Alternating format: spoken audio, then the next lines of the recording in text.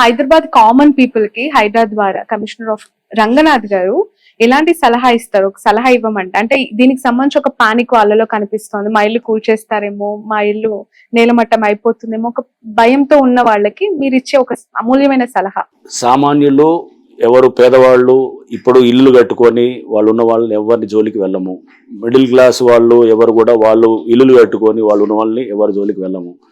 ఎక్కడైతే కనుక ఎఫ్టిఎల్ చుట్టూ ఉన్నటువంటి దాంట్లో లగ్జరీ హోమ్స్ అంటే లైక్ సపోజ్ సంబడి ఏదో రిసార్ట్స్ ఏదో ఉన్నది అట్లాంటి వాళ్ళ దగ్గరికి అది చేస్తాము. అండ్ అది కూడా ఏంటి వాటర్ బాడీస్ వరకే మెయిన్. ఇప్పుడు డ్రింకింగ్ వాటర్ బాడీస్ మనకి లైక్ హుస్సేన్ సాగర్, మన హిమాయత్ సాగర్ అండ్ గండిపేట ఉంది, దాన్ని దగ్గర చేస్తాము.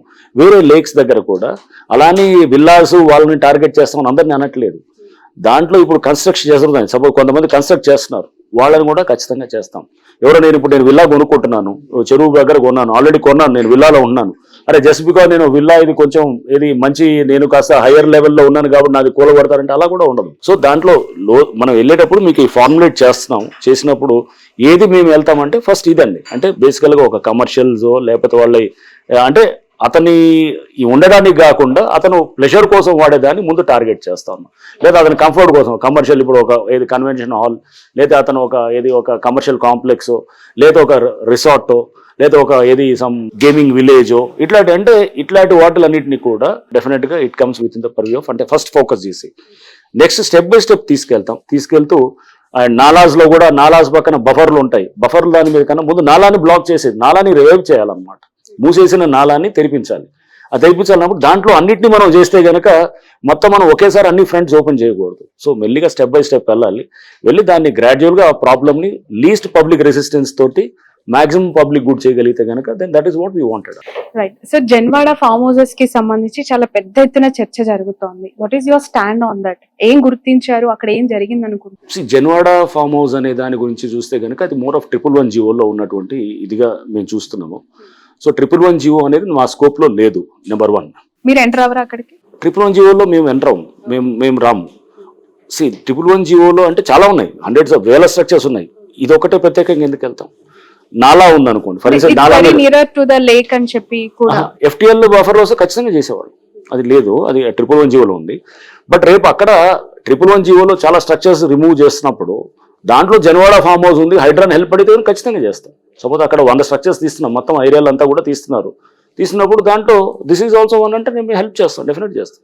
బట్ ఇండివిజువల్గా ఒకళ్ళని మనం పొలిటికల్గా చేసేది అట్లా ఆలోచన హైడ్రా చేయదు. అండ్ ఆ విధంగా దాన్ని మీరు అంటున్నారు కదా ఇందాక ఏదో భుజం మీద పెట్టి కాల్చేదానికి హైడ్రా అనే దానికి అది ఆ ఇన్స్టిట్యూషన్ కానే కాదు. ఓకే, ఎక్కువగా వినిపిస్తుంది లైక్ పల్లా రాజేశ్వర్ గారు, మల్లారెడ్డి గారి కాలేజెస్ కి సంబంధించి కావచ్చు, లేదంటే ఇతర ప్రతిపక్ష పార్టీలకు సంబంధించిన నేతలవే ఎక్కువగా టార్గెట్ అయినట్టు కనిపిస్తుంది. హైడ్రా నిష్పక్షపాతంగా పనిచేయట్లేదు అనే ఆరోపణ. మీకు ఇన్నాళ్ళు మొన్న నేను రిలీజ్ చేశాము ఎవరెవరు డిమాలిష్ చేశామనేది. దాంట్లో టీఆర్ఎస్ వాళ్ళు ఎంతమంది ఉన్నారు చూస్తే ఒకళ్ళు ఉండొచ్చు, బహుశా భాస్కర్ రావు గారిది ఎవరిదో ఉన్నట్టుంది. ఆయన కూడా is not a core politician కాదు. సో టీఆర్ఎస్ వాళ్ళు ఎవరు లేరు, అంటే మీరు అన్నట్టు బీఆర్ఎస్ వాళ్ళది చేశారనేది. సో అది ఫస్ట్ ఆఫ్ ఆల్ అప్రహెన్షన్, ఆరోపణలు, అది నేను అప్రహెన్షన్ రియాక్ట్ కాకూడదు. సో ఇది నెంబర్ 2 ఇస్ కొంతమంది ఎంఐఎం వాళ్ళది ఎస్ వి డిమాలిష్డ్. అండ్ దాంట్లో బీజేపీ వాళ్ళు కూడా ఉన్నారు, కాంగ్రెస్ వాళ్ళు కూడా ఉన్నారు, కాంగ్రెస్ వాళ్ళే కూడా చేసినప్పుడు న్యాచురల్గా అన్ని పార్టీలు ఉన్నప్పుడు ఇక మరి ఈ ఆరోపణ ఎందుకు వస్తుంది?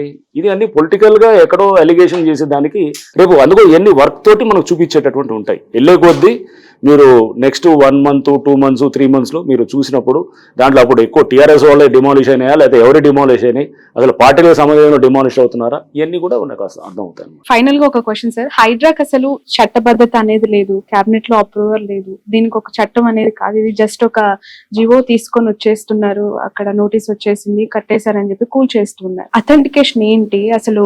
కోర్టు కూడా ఒకవేళ మిమ్మల్ని ప్రశ్నిస్తే మీ సమాధానం ఎలా ఉండొచ్చు?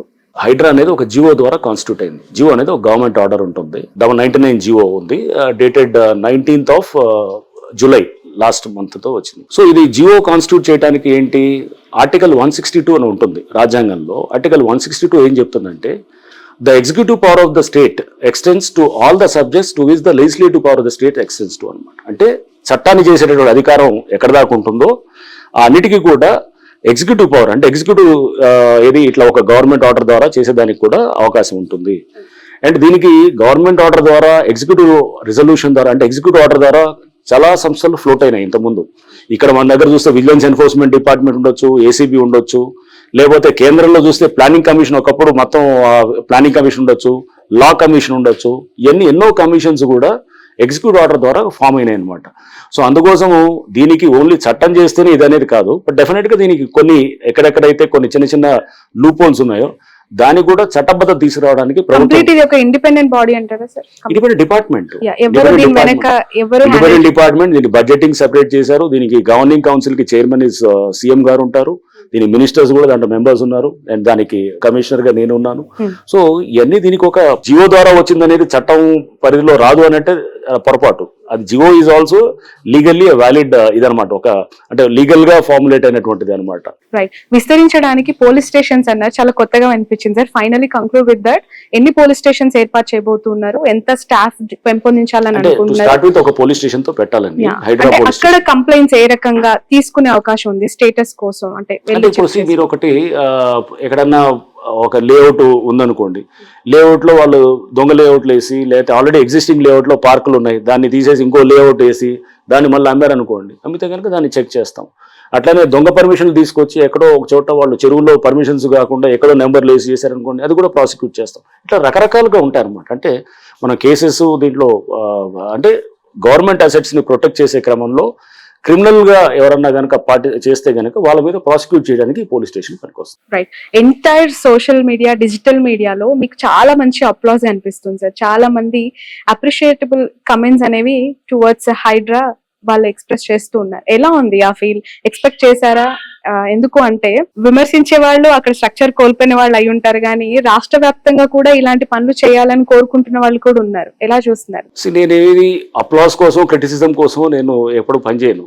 అక్కడ మేము నాకు మ్యాండేట్ గవర్నమెంట్ ఇచ్చింది. నేను మొదటి రోజు కూడా ప్రెస్ మీట్ పెట్టినప్పుడు కూడా చెప్పాను, ఒక మ్యాండేట్ ఉన్నప్పుడు రకరకాల మంది రకరకాల మాటలు చెప్తారు, కానీ నీ ఆబ్జెక్టివ్ ఇచ్చింది గవర్నమెంట్ నాకు స్పష్టంగా ఒక జీవో రూపంలో ఇచ్చింది. ఆ మ్యాండేట్ కోసం పనిచేసేటప్పుడు దాన్ని మెచ్చుకునే వాళ్ళు ఉంటారు, క్రిటిసైజ్ చేసే వాళ్ళు ఉంటారు, అవన్నింటినీ అతీతంగా పనిచేస్తుంటాం. సోషల్ మీడియాలో అప్లాజ్ వస్తే గుడ్, క్రిటిసిజం వస్తే కూడా ఓకే గుడ్, దాని నుంచి కరెక్ట్ చేసుకుని మళ్ళీ పోతుంటాం. ఈ ఎంటైర్ ప్రాసెస్ లో రేవంత్ రెడ్డి గారి కమెంట్స్ ఏంటి సార్? సీఎం గారు he has given all the freedom and దీనికి కావాల్సినటువంటి మొత్తం స్టాఫ్ ని బడ్జెట్ ని టాప్ ప్రయారిటీ కింద తీసుకున్నారు సీఎం గారు.